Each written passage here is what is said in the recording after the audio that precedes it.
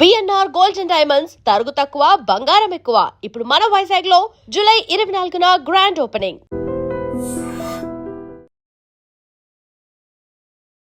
గతంలో వాళ్ళందరూ తుపాకులు పట్టుకొని అడవిలో ఉండేవారు. తెలంగాణ ప్రభుత్వం ఇచ్చిన పిలుపు మేరకు వాళ్ళందరూ తుపాకులతో పాటు ప్రభుత్వం ముందు లొంగిపోయారు. లొంగిపోయిన వారు ఏం చేస్తున్నారు? వాళ్ళు తిరిగి దళం వైపు వెళ్లకుండా ప్రభుత్వం వాళ్ళకి కొత్త కొత్త కార్యక్రమాలు చేపట్టింది. అదే గిరిదర్శనం.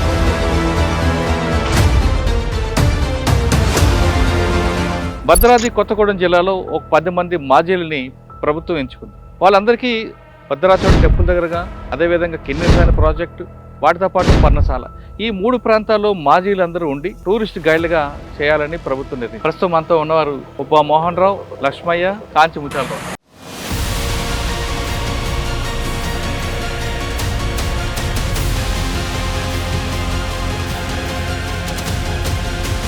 సొంతూరు ఎవరు, గతంలో ఏ దళంలో పనిచేశారు, దళంలో పనిచేసిన 7 సంవత్సరాలు ఏం చేసేవారు?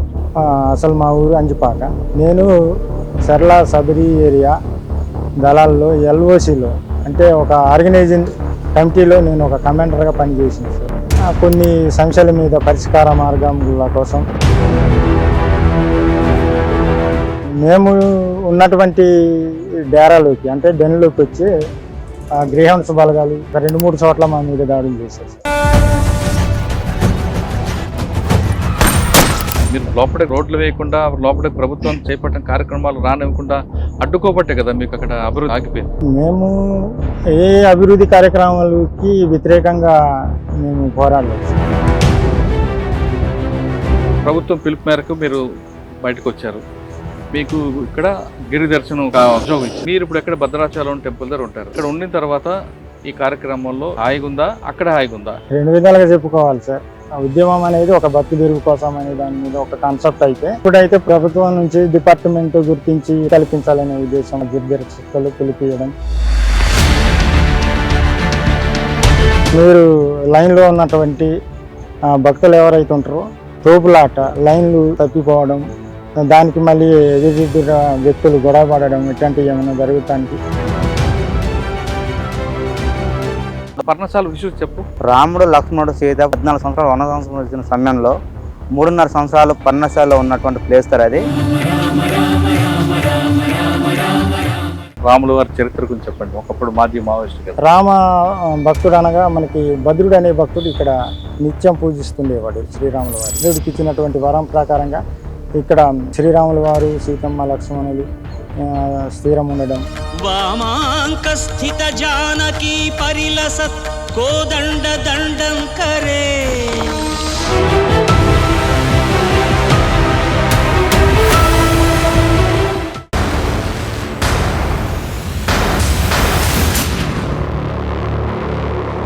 Welcome to I dream.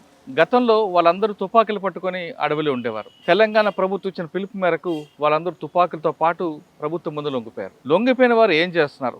వాళ్ళు తిరిగి దళం వైపు వెళ్లకుండా ప్రభుత్వం వాళ్ళకి కొత్త కొత్త కార్యక్రమాలు చేపట్టింది.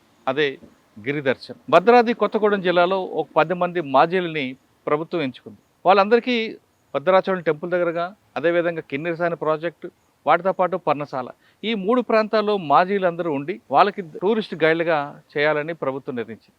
అందుకు అనుగుణంగా భద్రాచలం పోలీస్ ఆఫీసర్స్, అదేవిధంగా భద్రాచలం రెవెన్యూ డిపార్ట్మెంటు వాళ్ళకి డిఫరెంట్ ప్లేసుల్లో పెట్టి వాళ్ళకి ట్రైనింగ్ ఇచ్చే టూరిస్ట్ గైడ్లుగా చేసింది. ఇప్పుడు భద్రాద్రి కొత్తగూడెం జిల్లాలో ఆ 10 మంది మాజీలు భద్రాచలం రాముల వారి దగ్గర ఉంటారు, అదేవిధంగా పర్ణశాల దగ్గర ఉంటారు, కిన్నెరసాని ప్రాజెక్ట్ దగ్గర ఉంటారు.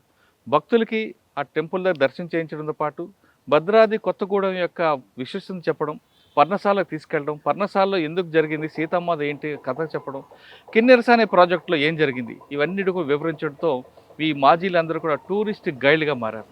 ఈ టూరిస్ట్ గైడ్లుగా ఉన్న మాజీలతో మనం మాట్లాడదాం. వాళ్ళు తుపాకీ విడిచిపెట్టి వచ్చిన తర్వాత వాళ్ళ జీవన విధానం ఎలాగుందన్న విషయాన్ని వాళ్ళని అడిగి తెలుసుకున్నాం. నమస్తే. నమస్తే. ప్రస్తుతం అంతా ఉన్నవారు ఉపా మోహన్ రావు, లక్ష్మయ్య, కాంచి ఛత్తీస్గఢ్ రాష్ట్రంలో ఎక్కువ కాలం పనిచేశారు. అయితే వీళ్ళు ఇక్కడికి వచ్చిన తర్వాత ఎలాగుంది, గతంలో దళంలో ఏం చేశారు విషయాల్ని వాళ్ళని అడిగి తెలుసుకుందాం. అన్నాను, చెప్పండి అన్న. సొంతూరు ఎవరు, గతంలో ఏ దళంలో పనిచేశారు, దళంలో పనిచేసిన 7 సంవత్సరాలు ఏం చేసేవారు? మాది అంజిపాక అన్న గ్రామం, దుమ్మగూడెం మండలం, భద్రాద్రి కొత్తగూడెం జిల్లా. అసలు మా ఊరు అంజిపాక. నేను సరళ సబరి ఏరియా దళాల్లో ఎల్ఓసిలో అంటే ఒక ఆర్గనైజింగ్ కమిటీలో నేను ఒక కమాండర్గా పనిచేసిన సార్. అయితే మాకు ఇచ్చినటువంటి బాధ్యతల మేరకు గ్రామాల్లో వెళ్ళడం, ప్రజల్లో సమస్యలు తెలుసుకోవడం, ఇటువంటి వాటికి సంబంధించి ప్రభుత్వాల మీద కొంత అసహనం ఉన్నటువంటి ప్రజలను కదిలియడం, కొన్ని సమస్యల మీద పరిష్కార మార్గాల కోసం పార్టీ ప్రజాప్రతినిధులు ఎవరైనా ఉంటే గ్రామాల్లో వాళ్ళని పిలిచి మాట్లాడడం, వాళ్ళకి ఉన్నటువంటి ప్రజలకు ఉన్నటువంటి సమస్యల కోసం ముందు పరిష్కారం విధంగా ఉండాలనేసి హెచ్చరించడం, సూచించడం వంటివి జరిగేది సార్. 7 సంవత్సరాల్లో ఇదే బాధ్యత చేశారా? దీంట్లో దాడులు ప్రతి దాడులు కూడా ఉన్నాయి? అంటే మేమే ప్రత్యేకించి దాడులు అయితే మేమైతే చేయలే, ఎక్కడ నిర్వహించలే. మేము ఉన్నటువంటి డేరాలోకి అంటే డెన్లోకి వచ్చి గ్రేహౌండ్స్ బలగాలు ఒక 2-3 చోట్ల మా మీద దాడులు చేశారు సార్. అయితే మేము డిఫెన్స్ ఫైరింగ్ చేసుకుంటూ రిట్రీట్ అవ్వడం జరిగింది. మీరు 7 సంవత్సరాలు ఉన్నప్పుడు సమీప గ్రామాల దగ్గర వెళ్ళడం చేసేవారు, వాళ్ళ మార్పు ఏమి వచ్చిందా ప్రజల్లో? మార్పు అంటే ఇక ఇప్పుడు ఉన్నటువంటి పరిస్థితుల్లో కాకపోతే ప్రభుత్వాలు ఇస్తున్నటువంటి కొన్ని అభివృద్ధి కార్యక్రమాలు నడుస్తున్నప్పటికీ ఇంకా మెరుగైన సౌకర్యం కల్పించే విధంగా, ఎందుకంటే గిరిజన ప్రాంతాల్లో, ఆదివాసీ గ్రామాల్లో ప్రజలందరూ కూడా అమాయకులేనండి, వ్యవసాయం మీద ఆధారపడి బతికేటటువంటి వాళ్ళు. అంటే వాళ్ళకి చదువుకున్నా కూడా నిరుద్యోగులుగా మిగిలిపోవాల్సినటువంటి అవకాశం ఉంటుంది. కాబట్టి వాటి మీద కొంత మీరు ప్రభుత్వాల మీద కానీ ఇక ఉన్నటువంటి స్థానిక ప్రజాప్రతినిధుల మీద కానీ ఒత్తిడి చేయవలసిన విధంగా మేము కొంత ఆర్గనైజ్ చేసాం. అంటే ఆ సమస్యకు ప్రధాన కారణం పార్టీయే కదా. మీరు లోపలికి రోడ్లు వేయకుండా, లోపలికి ప్రభుత్వం చేపట్టిన కార్యక్రమాలు రానివ్వకుండా అడ్డుకోబట్టే కదా మీకు అక్కడ అభివృద్ధి ఆగిపోయింది. మేము ఏ అభివృద్ధి కార్యక్రమాలకి వ్యతిరేకంగా మేము పోరాడలేదు సార్. ఎందుకంటే పేద ప్రజలు అభివృద్ధి చేయాలంటే లోపల రోడ్డు రావాలి, ఆ రోడ్డు రాకుండా మీరు అడ్డుకోవడం, ఆధార్ కార్డు వద్దండం, ఇవన్నీ జనతన్ సర్కారు, ఇవన్నీ కూడా ఇబ్బంది కలగదు. అయితే మేము రోడ్డుకి అనుమతులు ఇచ్చినాం సార్. అయితే పై స్టేట్ కమిటీ నుంచి మాకు ఆర్గనైజింగ్ దళాలకు అక్కడి నుంచి మాకు సమాచారం ఇచ్చేది, మీరు రోడ్లు పోయించండి, కానీ ముందు ప్రజలకు ఉన్నటువంటి మౌలిక సమస్యలు ఏవైతున్నాయో ఆ వసతి సౌకర్యాలు కల్పించాలి. ముందు స్కూల్స్ లేవు, హాస్పిటల్స్ లేవు కదా సార్. వ్యవసాయం రావాలంటే రోడ్డు ఉండాలి కదా. ఉండాలి. అందులో భాగంగా అంటే అసలు కనీసం మామూలుగా గవర్నమెంట్ హాస్పిటల్స్ కూడా లేవు అక్కడ. ఒకవేళ ప్రైవేటు అంటే ఆర్ఎంపీ డాక్టర్స్ కూడా తక్కువ. ఈ విధంగా పార్టీ నుంచి కొంత సౌకర్యంగా నడిపించడం కూడా జరిగింది. ఆధార్ కార్డులు ఎందుకు వద్దన్నారు మరి? ఆధార్ కార్డులు అంటే ఇప్పుడు పార్లమెంటరీ వ్యవస్థ విధానానికి వ్యతిరేకం సార్. ఈ కమిటీ నుంచి మాకు ఆదేశాలు ఉంటాయి, దాన్ని అనుసరిస్తాం. అంటే పార్టీ ఆదేశాలు మీకు నచ్చకపోయినా పని చేయాల్సిందేనా, దాన్ని మీరు వ్యతిరేకిస్తాం సార్. చేస్తారా ఎప్పుడైనా? చేస్తాం. ఎందుకంటే ప్రజల్లో వ్యతిరేకత రావడానికి కొన్ని పార్టీ చేస్తున్నటువంటి కొన్ని విధానాలు ఉంటాయి. ఆ విధానాల్లో తప్పు అనిపిస్తే మేము వ్యతిరేకిస్తాం. పార్టీ ప్రజలకు దూరం అవడం కారణం ఏంటి? పార్టీ ప్రజలకు దూరం అవడం ఏంటంటే సార్, ఇప్పుడు అభివృద్ధి కార్యక్రమాలు అంటే రోడ్లు కావచ్చు, కరెంటు కావచ్చు, ఇంకా కొన్ని వాళ్ళకి బతుకు తెరువు కోసం వాళ్ళు ఇంకా కొన్ని ఏ ప్రాజెక్టులు అయితే మాత్రం కట్టడానికి, వ్యవసాయానికి సంబంధించి ఇవన్నీ కొంత ప్రోత్సాహాలు అందజేయడానికి ప్రభుత్వం ముందుకు వచ్చింది. కాబట్టి వాటిని కొంత ఆదరిస్తున్నారు ప్రజలు. ఒకటి పార్టీ అంటే పార్టీ వాళ్ళకి చేసింది అన్యాయం అయితే ఏం లేదు సార్. కాకపోతే ప్రభుత్వం ఇచ్చే నిధులన్నీ, పథకాలన్నీ మీరు పొందండి, కానీ మీకున్నటువంటి మౌలిక సమస్యలు ప్రధానంగా అనే దాని మీదే మేము చెప్పేది. మరి అది ఇంకా ఏదేమైనా కూడా పార్టీకి దూరం అవడం అంటే కొంత చెప్పలేని విషయం సార్. అది ఎవరు మీ బాధ్యత? ఎవరు? మాకు దామోదరు, లక్మదాద, చొక్కారావు, లక్మదాద, అరిపుస్తాను అంటే, తర్వాత ఆజాద్. బడే చొక్కారావు బాగానే చూసుకున్నారా? పర్వాలేదు సార్, ఏమనేది కాదు. ఇప్పుడు కూడా ఆజాద్ ఇంకా మంచిగా క్లోజ్గా ఉండేది సార్. ఛత్తీస్గఢ్, తెలంగాణ సార్. చెప్పు, నువ్వు ఎందుకు పార్టీలోకి వెళ్ళావు? నేను చిన్నప్పటి నుంచి పోయాను సార్. చిన్నప్పుడు కొంచెం మాకంతా తెలివిటేట్ ఏం లేదు, అట్ట పోయి వాళ్ళ దగ్గర ఒక మిల్సలాగా వెళ్ళి అక్కడి నుంచి ఆటైపోయినా. చిన్నగా ఉండే ఆ సందర్భంలో పోయి వాళ్ళతో కలిసి ఉన్న తర్వాత ఒక అటాక్ మా పైన జరిగింది. ఎక్కడ? పెసర్పాడులో 6 చనిపోయింది మా వాళ్ళు. చనిపోతే అందులో మళ్ళీ మేము అటాక్ చేసిందంటే ఎలమగొండలో ఒకసారి చేసాం సార్. ఎంతకాలం పనిచేస్తారు పార్టీలో మీరు? 3.5 సార్. అన్న మీకు పార్టీలో మీ ప్రజల కోసం మంచి పని చేశాను ఒక సంఘటన చెప్పండి. కొన్ని చెరువులు పోపించినాం సార్, మన సెంతూరు ఏరియాలో కావచ్చు, మనకి ఇటు దుమ్మగూడెం బార్డర్లలో కావచ్చు. చెరువులు పెట్టడం, పోపియడం, తర్వాత చేపలు పెట్టడం, వాటికి అమౌంట్ కేటాయించడం, వాళ్ళ నిత్యావసరాలకి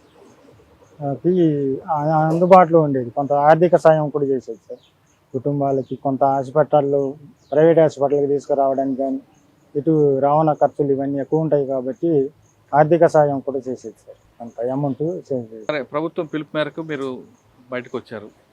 మీకు ఇక్కడ గిరి దర్శనం ఒక ఉద్యోగం ఇచ్చి మీరు ఇప్పుడు ఎక్కడ భద్రాచలం టెంపుల్ దగ్గర ఉంటారు. ఇక్కడ ఉండిన తర్వాత ఈ కార్యక్రమంలో మీకు అది హాయిగా ఉందా, అక్కడ హాయిగా ఉందా? ఈ కార్యక్రమంలో ఏం చేస్తుంటారు? 2 విధాలుగా చెప్పుకోవాలి సార్. ఆ ఉద్యమం అనేది ఒక బతుకు తెరువు కోసం అనే దాని మీద ఒక కాన్సెప్ట్ అయితే, ఇప్పుడైతే ప్రభుత్వం నుంచి డిపార్ట్మెంట్ గుర్తించి ఇట్లా లొంగిపోయిన మావోయిస్టులకి కొంత సహాయంగా ఏదైనా ఒకటి వృత్తి కల్పించాలనే ఉద్దేశంలో మా గిరిదర్శకులు పిలిపియడం, సీఎం గారితో కలిపియడం, మాకు ఎస్పీ గారి ఆధ్వర్యంలో వెళ్ళడం, ఇక ఇది ఒక మంచి పరిణామం సార్. అంటే ఏం చేస్తుంటారు ఇక్కడ మీరు? మేమైతే ఎక్కడ టెంపుల్లోనే సార్. టెంపుల్లో అంటే మాకు ఇచ్చినటువంటి ట్రైనింగు గైడ్స్, టూరిస్ట్ గైడ్స్. అయితే ఇక్కడ టూరిస్ట్ ప్రాంతాలు కావు కాబట్టి కిన్నెర్స్ అని ఒకటే టూరిస్ట్ ప్రాంతంగా అది గుర్తింపు ఉంది. ఈ భద్రాచలం కావచ్చు, మనకి పర్ణశాల కావచ్చు, ఇవన్నీ దర్శనాలు, భక్తులు వస్తుంటారు, దర్శనాలు చేసుకుంటారు, పూజారి పురస్కారాలు తీసుకొని పోతూ ఉంటారు. కాబట్టి మాకు డిపార్ట్మెంట్ నుంచి ఇచ్చినటువంటి ఆదేశాలు ఏంటంటే, మీరు లైన్లో ఉన్నటువంటి భక్తులు ఎవరైతే ఉంటారో తోపులాట, లైన్లు తప్పిపోవడం, దానికి మళ్ళీ ఎదురు వ్యక్తులు గొడవ పడడం, ఇట్లాంటివి ఏమైనా జరుగుతూ ఉంటే మీరు దాన్ని కంట్రోల్ పెట్టేసి లైన్లో పెట్టుకోవాలనేది మాకు ఆ విధంగా మాకు ఇచ్చారు సార్ డ్యూటీలు. ఇప్పుడు ఇక్కడ బాగుందా? ఇక పర్వాలేదు సార్. మామూలుగా అయితే మా పర్సనల్ జీవితంలో అంటే ఇక నా వరకు పర్వాలేదు. అంటే ఇప్పుడు గౌరవప్రదంగా ఉందా? ఉంది సార్. అంటే మావోయిస్ట్ పార్టీలు ఉన్నప్పుడు బాగుందా, ఇక్కడ బాగుంది? ఇక్కడ ప్రజల్లోనే ఉన్నాం, ఇక్కడ వచ్చాక ప్రజల్లోనే ఉన్నాం. ఇక్కడ మనకి తెలిసినటువంటి గ్రామాలు కావచ్చు, మండలాలు కావచ్చు, కొంతమంది నాయకులు ఎవరైనా కూడా మంచి గౌరవపదంగా ఉంది. అక్కడ కూడా అంటే ప్రజల్లోనే తిరిగినాం కదా సార్. ఇక వాళ్ళు ప్రజల్లో తిరిగిన పోలీసులు భయం ఉంటది కదా, ఇక్కడ పోలీసులు భయం లేదు. భయం అనేది ఇక అది మామూలే కదా. ఇక్కడ పోలీసుల భయం ఏమీ లేదు, అక్కడ ఉన్నా కూడా భయం అనేది ఏమి ఉండదు. గిరిదర్శక్ అని ఒక టూరిస్ట్ గైడ్గా ఎక్కడ భద్రాచలం టెంపుల్ మీద లాంచ్ చేసుకుంటున్నాం. వాళ్ళు ఇస్తుంటారా భక్తులు ఎవరైనా డబ్బులు? ఇవ్వలేదు సార్, మేము తీసుకోం సార్. చాలా మంది ఇచ్చేజన్లు మేము అది తీసుకోమని మేము చెప్తాం సార్. అలాంటి పని చేయకూడదని, తీసుకుంటే బాగుండదని నేను ఆలోచించి డబ్బులు ఎవరు ఇచ్చిన తీసుకోరు? నేను తీసుకోను సార్, ఎవరైనా ఇచ్చినా తీసుకోను. అంటే టెంపుల్ చూపిస్తారా, పర్ణశాల కూడా తీసుకెళ్తుంటారా? టెంపుల్లోనే ఉంటాం సార్ మేము. పర్ణశాల వాళ్ళంటే ఇక్కడ నుంచి ఎవరైనా మాకు భక్తులు కలిస్తే మేము పర్ణశాలకు పోవాలంటే మీకు వీళ్ళు ఫోన్ చేస్తాం సార్. మా వాళ్ళ వస్తాను, అక్కడ వెళ్ళండి, వాళ్ళ నంబర్ ఇచ్చి పంపితే అక్కడ నుంచి వాళ్ళ కాంటాక్ట్ అయ్యి వీళ్ళు చూపెడతారు. అంటే వేరే రాష్ట్ర భక్తులు వచ్చినా వాళ్ళకి మీరు కరెక్ట్ రూట్ చెప్తారు? కరెక్ట్ చెప్తారు సార్. భద్రాచలం, నా పేరు కణితి ముత్యాలరావు సార్. నేను పర్ణశాలలో టూరిస్ట్గా పనిచేస్తున్నాను సార్. ఫర్ ఎగ్జాంపుల్ భద్రాచలం నుంచి మా ఫ్రెండ్స్ ద్వారా ఎవరన్నా మాకు ఫోన్ చేస్తారు, భద్రాచలం నుంచి ఎవరన్నా పర్ణశాలకు వస్తూ ఉంటే, సరే వాళ్ళు వస్తున్నారు, వాళ్ళని రిసీవ్ చేసుకొని పర్ణశాల యొక్క విస్తృత తెలియజేయమని చెప్పేసి వాళ్ళు అంటారు సార్. అంటే సరే వాళ్ళు వచ్చే టైమింగ్స్ కానీ, ఏ టైంకి వస్తున్నారు, ఎలా వస్తున్నారు అని కనుక్కుంటాం సార్. కనుక్కున్న తర్వాత వాళ్ళ మీద వచ్చిన తర్వాత వాళ్ళ దగ్గర మేము అటాచ్డ్ అయ్యి, ఒకవేళ వాళ్ళకి తెలియని ప్లేస్లు ఏమైనా ఉంటే ఫస్ట్ నారచీరలు మనం వస్తున్న పర్ణశాలకి టెంపుల్ లోపలికి వస్తున్నప్పుడు పర్ణశాల విషయం చెప్పు. పర్ణశాల విశిష్టత ఏంటంటే సార్, రాముడు, లక్ష్మణుడు, సీత వనవాసానికి వచ్చిన 14 సంవత్సరాలు వనవాసం వచ్చిన సమయంలో 3.5 సంవత్సరాలు పర్ణశాలలో ఉన్నటువంటి ప్లేస్ సార్ అది. ఆ పర్ణశాల ఉన్నటువంటి ప్రాంతంలో అక్కడ జరిగినట్టు ఒక స్టోరీ ఉంటుంది సార్. అంటే సింపుల్గా కొట్టే తెచ్చా అన్న 2 ముక్కలు ఉంటుంది ఆ స్టోరీ. ఎలా అంటే సార్, చెప్పుకుంటే రామాయణం చెప్పుకున్నా ఎంత చెప్పినా అది తరగదు సార్. కాకపోతే పర్ణశాలలో రాముడు 3.5 సంవత్సరాలు వనవాసంలో ఉన్నప్పుడు జరిగిన స్టోరీ ఎలాంటిదంటే, రాముడు, లక్ష్మణుడు, సీత వీళ్ళు ముగ్గురు వనవాసంలోకి వచ్చినప్పుడు సీతాదేవి నెలకి 5 రోజులు స్నానం చేయడానికి పక్కన వెళ్ళేవారు. అక్కడ జరిగినప్పుడు ఒక సంఘటన జరుగుతుంది. ఆ టైంలోనే శ్రీలంకలో ఉన్నటువంటి రామనాథుడి యొక్క చెల్లెలు అక్కడికి రావడం జరుగుతుంది. అక్కడికి వచ్చిన తర్వాతనే రాముడిని పెళ్లి చేసుకుందామని చెప్పేసి శూర్పణఖ ప్రయత్నం చేస్తూ ఉంటుంది. లక్ష్మణుడికి ఆ విషయం తెలిసి కోపం వచ్చి ఆ నారచీరల దగ్గర ఉన్న ప్రాంతంలోనే కోపంతో శూర్పణఖ చెవులు ముక్కులు కోయడం జరుగుతుంది. జరిగిన తర్వాత కోపంతో తను వెళ్ళిపోతుంది, శ్రీలంక వెళ్ళిపోయి రామనాసురుడు శ్రీలంక నుంచి వస్తాడు. వచ్చిన తర్వాత ఇప్పుడు ఏర్పరచుకున్న కుటీరం కానీ పర్ణశాల ఇప్పుడు ఉన్నటువంటి ప్లేస్ కానీ అవన్నీ అక్కడ రామనాసురుడు వచ్చిన తర్వాతనే మనకు రామాయణం స్టార్ట్ అవుతుందని పురాణంలో చెప్తూ ఉంటుంది. ఆ యొక్క స్టోరీ అక్కడ జరుగుతుంటుంది. ఆ స్టోరీని మేము మెల్లమెల్లగా ఒక్కొక్కరికి స్టోరీ బై స్టోరీ చెప్తూ ఉంటాం సార్. ఇప్పుడు అక్కడే రథపుగుట్టలు ఉంటాయి, తర్వాత నారచీరలు ఉంటాయి, లక్ష్మణ గుట్ట ఉంటుంది, తర్వాత శూర్పణఖకి శివుల ముక్కలు కోసిన ప్లేసులు ఉంటాయి. తర్వాత ఆ రోజుల్లో సీతాదేవి కట్టుకున్న చీర 20 అడుగుల చీర ఉంటుంది, అంటే గుర్తులు ఉంటాయి. తర్వాత అజనబాడు కూర్చున్నటువంటి కుర్చీ లాంటిది ఒక పెద్ద బండరాయి ఉంటుంది. తర్వాత ఆ రోజుల్లో రాముడు కట్టుకున్నటువంటి తలపాగ అది ఇప్పుడు 40 అడుగులు ఉంటుంది. అలాంటివన్నీ చాలా ఉన్నాయి సార్ అక్కడ చెప్పుకోవడానికి. కానీ ఆ పర్ణశాల ముందు సీతారాములు ఇద్దరు కూర్చున్న విగ్రహం ఉంటుంది. అవును సార్. దానికి స్టోరీ ఏంటి? అంటే దాన్ని గుర్తుగా పెట్టారా, దానికి ఒక స్టోరీ ఉందా? అంటే బొమ్మలు ఉంటాయండి సార్. ఎలా అంటే రామనాసుడు 10 తలాలతో వచ్చిన ఫస్ట్ రామనాసుడు అక్కడికి వచ్చి సీతాదేవిని తీసుకెళ్ళడానికి, అంటే నాకన్నా అందగతి ఉందని చెప్పి సీతాదేవిని తీసుకెళ్ళడానికి రామనాసుడు వస్తారు సార్. అయితే ఎవరు రాముని తీసుకెళ్ళడానికి వచ్చిన తర్వాత సీతాదేవి లక్ష్మణుడు, అంటే ఆ రోజుల్లో రాముడు లక్ష్మణుడు చాలా బలవంతులు, ఎంతటి శక్తినైనా వాళ్ళు మోయగలరు. అలాంటి వ్యక్తుల్ని రామనాసుడు ఢీ కొట్టలేక అప్పుడు అరణ్యం సార్, పెద్ద అరణ్యం, అంటే పెద్ద అరణ్యం, అంటే కాకుల దూరనే కాడు, చీమల దూరం చిట్టాడు లాంటిది, అలాంటి ప్లేస్ సార్ అది. అయితే అలాంటి ప్లేస్లలో రామనాసుడు దగ్గరలోనే, అంటే రాముడు సీతాదేవి కుటీరం పక్కనే కొంత పక్కన శివాలయం గుడిని ఏర్పరచుకుంటాడు, అంటే ఒక భక్తి రూపంలో. యాక్చువల్గా రామనాసుడు అనేవాడు శివుని యొక్క భక్తుడు, అమితమైన భక్తుడు. కాబట్టి ఇక రామనాసుడు పక్కన గుడి ఏర్పరచుకుంటాడు. ఆ గుడి కూడా సీతాదేవిని తీసుకెళ్ళడం కోసం ఆ గుడిని ఏర్పరచుకుంటాడు. ఎప్పుడైతే రాముడు లక్ష్మణుడు అడవిలోకి వెళ్తారో, అంటే అది కూడా మహిమ రామనాసుడు చేసిన మాయ లేడీని పంపివ్వడము, ఆ లేడీని తరుముకుంటూ రాముడు వెళ్ళడము, రాముడు ఏదో అపాయంలో అంటే ఆపదలో ఉండడని చెప్పేసి మళ్ళీ లక్ష్మణుడిని సీతాదేవిని పంపించడము, అవన్నీ మా రామనాసుడు కల్పించిన స్టోరీ అది. వాళ్ళిద్దరూ జింక కోసం మాయాలేడి కోసం పోయిన తర్వాత రామనాసుడు వచ్చి భిక్షం మాత అనుకుంటూ వచ్చిన తర్వాత అక్కడ ఒక స్టోరీ జరుగుతుంది. సీతాదేవిని ఎవరు ముట్టుకున్నా మస్ అయిపోతారు కాబట్టి సీతాదేవిని అమాంతంగా ఆ యొక్క మట్టితో సహా తీసుకెళ్ళిపోతాడు, ఉన్న ప్లేస్తో సహా తీసుకెళ్ళిపోతాడు. తీసుకెళ్ళిపోతున్న సమయంలోనే అంటే రథం మీద వెళ్ళిపోతూ ఉంటారు. వెళ్ళిపోతున్నప్పుడు ఆ రథగుట్టలు అయ్యే ఉంటాయి సార్. ఇప్పుడు ఎదురుగా మనకి పర్ణశాల ఎదురుగా గోదావరి రథులు దాటిన తర్వాత రథగుట్టలు ఉంటాయి. అంటే ఆ రథగుట్టలు జటాయు పక్షితో యుద్ధం జరుగుతుంది. ఆ జటాయు పక్షితో యుద్ధం జరుగుతున్న సమయంలో ఆ జటాయు పక్షి ఆ రాళ్ళ కూడా అంటారు, ఇప్పుడు దానే రాళ్ళ కూడా అంటారు. ఇప్పుడు ఆ గుట్టలలో ఆ రథం గుట్ట బండి ఊరుతూ ఉంటుంది. ఆ టైంలో జటాయు పక్షితో ఏర్పడితే ఆ రామనాసురుడు ఒక రకం కొట్టేస్తాడు. కొడితే అది పోయి ఇప్పుడు రేకపల్లి పడుతుంది. రేకపల్లి ఉంది, ఆ గుర్తులు కూడా అక్కడ ఉంటాయి సార్ రేకపల్లిలో. ఇంకోటి మనకి ఇంకో లెక్క ఏమో ఇక్కడ మన భద్రాచలం దగ్గర ఉంటే ఎట్టపాకలో పడుతుంది సార్ రెక్క. అది సార్ స్టోరీ అక్కడ. రాములు వారి చరిత్ర గురించి చెప్పండి. ఒకప్పుడు మాజీ మావోయిస్ట్ కదా. అంటే మేము చిన్నప్పటి నుంచి కూడా చదువుకున్న చరిత్రే సార్. అప్పుడు మాకు ఫస్ట్ 1వ తరగతి నుంచి 5వ తరగతి 6వ తరగతి వరకు కూడా ఈ రామాయణం అనేది ఉండేది. ఇక్కడ మనకి భద్రాచలంకి సంబంధించి అంటే అయోధ్య నుంచి దశరథ మహారాజు అనే ఒక కుశాల దేశాన్ని పరిపాలిస్తున్నటువంటి, రాజధానిగా పరిపాలిస్తున్నటువంటి మహారాజు ఉంటాడు. అయితే ఆయనకి సంతానం ఉండదు సార్. కాకపోతే కైకేయి 3 భార్యలు ఉంటారు. ఆ సందర్భంగా ఒక యాజ్ఞం చేస్తారు, కామిష్టి యాగం, అంటే సంతానం కలగటం కోసం పుత్ర కామిష్టి యాగం అనేది జరుపుకుంటారు.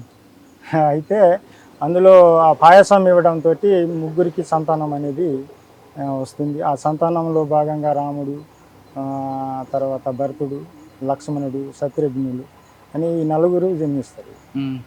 అయితే వాళ్ళు క్రమంగా ఎదిగిన తర్వాత అయోధ్యాన్ని పరిపాలించాలి కనుక ఆ సమయంలో కైకేయి భరతుడి యొక్క తల్లి, ఆవిడ గతంలో దశరథ మహారాజు ఆమెకి ఇచ్చినటువంటి వరం అయితే ఇది ఉంటుందో ఆ సందర్భాన్ని బట్టి అడగాల్సి ఉంటుంది.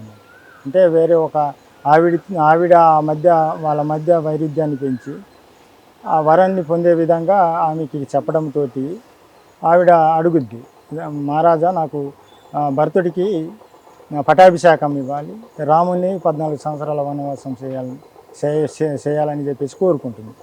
ఆ ప్రకారంగా మనకి రాముడు ఈ భద్రాచలం రావడం, తర్వాత పర్ణశాలకి ప్రయాణం చేయడం, ఇవన్నీ ఇక్కడ జరిగినటువంటిది. అయితే మనకి రామ భక్తుడు అనగా మనకి భద్రుడు అనే భక్తుడు ఇక్కడ నిత్యం పూజిస్తుండేవాడు శ్రీరాముల వారిని. ఆ సందర్భంలో రాముడు కొంత సమయం ఇక్కడ గడపడం అంటే విశ్రాంతి తీసుకోవడం, ఆ క్రమంలో మళ్ళీ రాముడు మళ్ళీ అయోధ్యానికి వనవాసానికి బయలుదేరటం, మళ్ళీ తిరిగి వచ్చినాక భద్రుడు తపస్సు చేస్తుండగా మళ్ళీ భద్రుడికి ఇచ్చినటువంటి వరం ప్రకారంగా ఇక్కడ శ్రీరాముల వారు సీతమ్మ లక్ష్మణులు స్థిరం ఉండడం, అలాగా భద్రాచలం అని చేసి ఇక్కడ చలం ప్లస్ భద్రుడు ఇట్లా భద్రాచలం అని ఇక్కడ. వీళ్ళందరూ గతంలో అడవుల్లో పాటలు పాడేవారు, అది కూడా మావోయిస్టు పాటలు. ఎర్ర జెండా అని పాడేవారు ఇప్పుడు రాముల వారి నామం జపిస్తున్నారు. దీని అంతటి కారణం తెలంగాణ ప్రభుత్వం తీసుకున్న ప్రత్యేక కార్యక్రమం. గతంలో తుపాకీలు పట్టుకున్నారు కదా, కక్ష పెట్టుకోకుండా వాళ్ళందరికీ సరెండర్ చేసిన తర్వాత వాళ్ళలో మార్పు తీసుకురావాలి, వీళ్ళు కూడా సమాజం వైపు చూడాలి, వీళ్ళు కూడా ఖచ్చితంగా మంచిగా బతకాలనే ఉద్దేశంతో వీళ్ళు ఖాళీగా ఉండకుండా గిరి దర్శన కార్యక్రమం చేపట్టి అందులో భాగంగా తెలంగాణ రాష్ట్రంలో ముఖ్యంగా భద్రాద్రి కొత్తగూడెం, ములుగు, ఏటూరు నాగారం, చర్ల అన్ని ప్రాంతాల్లో కూడా లొంగిపోయిన మావోయిస్టులకి గిరిదర్శన కార్యక్రమం పెట్టడం, ట్రైనింగ్ ఇచ్చి అంటే ఒక ప్రొఫెషనల్గా తయారు చేసి ప్రొఫెషనల్ గైడ్స్గా తయారు చేసి వచ్చిన భక్తులకి భద్రాచలం రాముల వారు ఎందుకు వచ్చారు, అదేవిధంగా సీతమ్మ పర్ణశాల ఎందుకు వెళ్ళింది అనే కథ చక్కగా వినిపిస్తున్నారు. మీరు మిగతా వాళ్ళ దగ్గర వినొచ్చు కానీ మాజీ మావోయిస్టుల నోట్లో శ్రీరాముల వారి చరిత్ర మీరు తెలుసుకోవాలంటే ఖచ్చితంగా భద్రాచలం రండి. ఇది ఈ వారం మాజీ మావోయిస్టులతో భద్రాచలంలో ఉన్న గిరి దర్శనంతో ఎక్స్ప్లెయిన్ చేశారు. వచ్చే వారం మరో ఇష్యూలో మళ్ళీ కలుద్దాం. అంతవరకు నమస్తే. Thank you.